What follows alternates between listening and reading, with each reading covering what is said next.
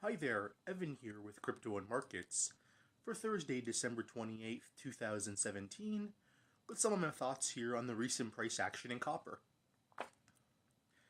As everyone knows in this channel, really at least for the last few months especially, although I've initially been a little bit wrong, I do admit that, I haven't been a fan of copper. As we all know, I did a video on this about 7 to 8 months ago about the correlation between copper and the Chinese credit impulse. The price of copper keeps rising, and the credit impulse keeps falling. Don't worry, everyone. Eventually, I think I'm going to be right on this. I think you'll be right on this also. Copper eventually will catch up to it.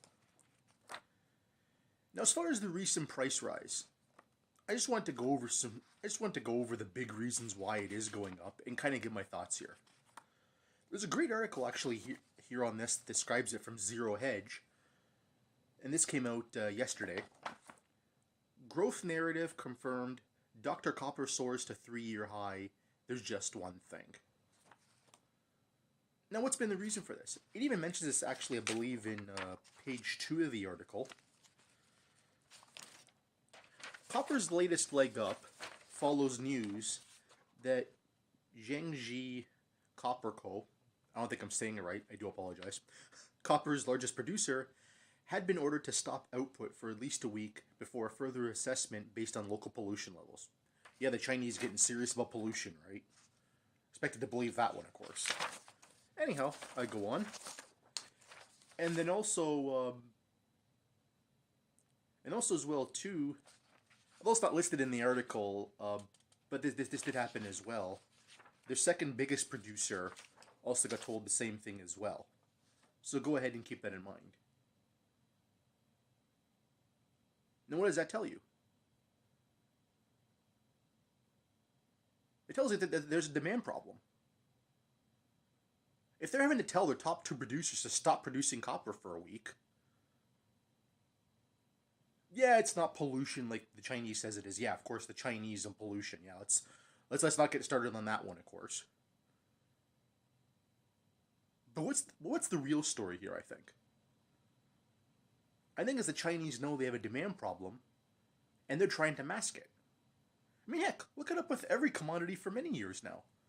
I mean, the Chinese are notorious for understating the inventory levels of all their commodities, right? I mean, look what's happened in the iron ore market recently.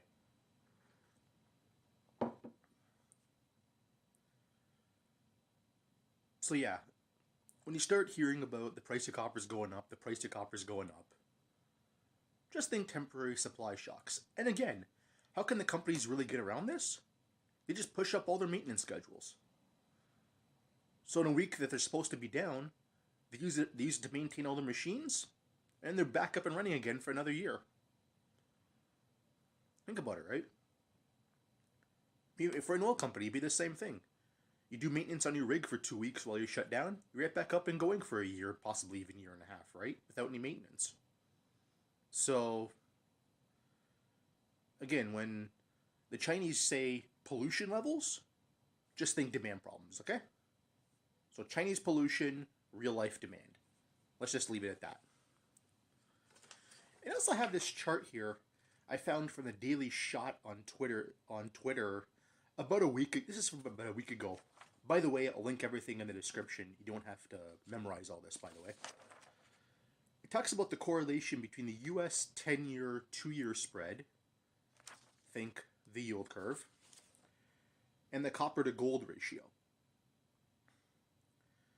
The two always pretty much go in tandem, but what's happened since really March of this year?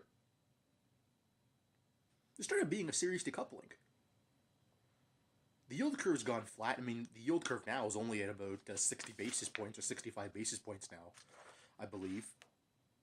And the copper to gold ratio has kept going up. Now, when a decoupling happens, what do we know based on these? One of the two is right. Which one do I think is right? I think the yield curve is going to be right.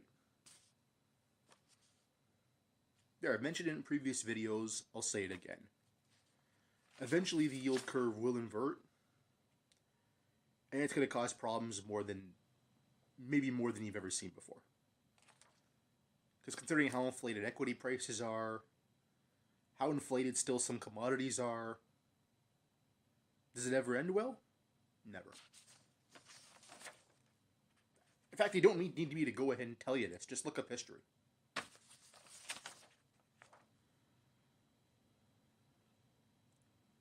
And even then, I mean, forget as far as the Chinese go. I mean, forget even copper. Look at oil. Oil comes out, demand's up 7.5% in the month of November. What do? Put the oil into storage.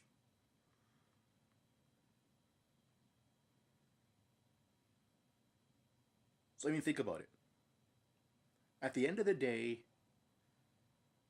everything the Chinese are doing are masking the real demand problems. And those demand problems come from the declining credit cycle. I've said it on this channel before, and I'm going to say it again. And to conclude here, I'll make an even bigger statement. The Chinese credit slowdown, if not contraction, will be the biggest story of 2018. So what I'll do is I'll go ahead and leave it there. I'd like to hear your thoughts today. What do you think about this? Am I right? Am I wrong? Whether you agree or disagree, hit the like, dislike, leave a comment down below, and subscribe to my channel for more reports like this one. And again, a happy and safe 2018 to all my followers. Have a wonderful day, everybody.